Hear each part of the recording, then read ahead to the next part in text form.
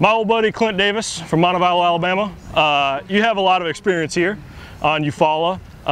Is most of that just years of experience on this pond from, the park here all the way down to the dam, kind of what helped you catch 22 pounds today? Most definitely. Usually I'm catching them deep or shallow here, and today I caught the majority of them deep, which I don't have as much experience with. Okay. But just, from years of knowledge here, you kind of know where the big ones live and where they don't live. So yeah, that plays a big role in anywhere you fish.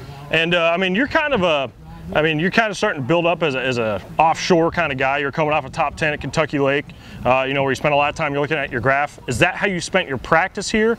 Was just graphing stuff to see if there were fish? That's it. I made no more than 10 casts every day in practice, and the main thing I was trying to do is just find as many good areas as possible on my electronics that looked like it had plenty of bait and plenty of bass hanging around.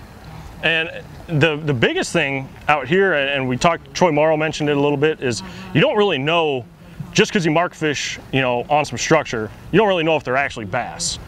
Did you encounter that a lot today, where you were like, man, there's a mother lode down there, and you throw in there and it's a bunch of hybrids or something? I've been fooled more times this week than I've ever been fooled in my life on my electronics. The first morning of practice, I rolled down a little ledge, and I told my partner Braxton, I said, man, they're there. I don't even know if we need to stand up. I was like, let's catch one just to check them and see the size. And first cast, he throws a jig out there, and it never hits the bottom. And I'm like, man, we got to go get that fish in. And when he got it in, it was like a 5-pound hybrid. So you have no clue. I went through hundreds of hybrids this week and plenty of them today.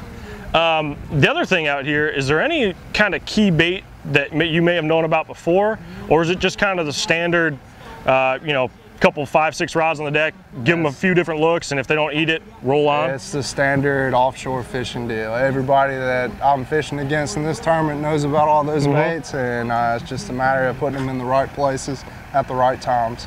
Now, you ran kind of all over the place today. We had reports of you, being up just right around takeoff here, all the way down near the dam, anywhere in between.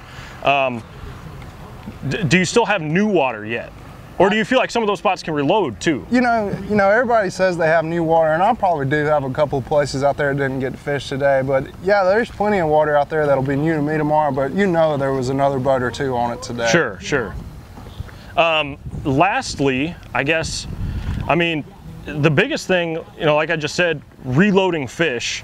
But that's kind of a big deal right now, because the fish kind of in this weird transition. They're not fully out yet, but with this warm water, you think you'll have more fish coming to your areas? You always want to think that, and I do believe that, but I won't know until tomorrow when I go fish for 8 hours.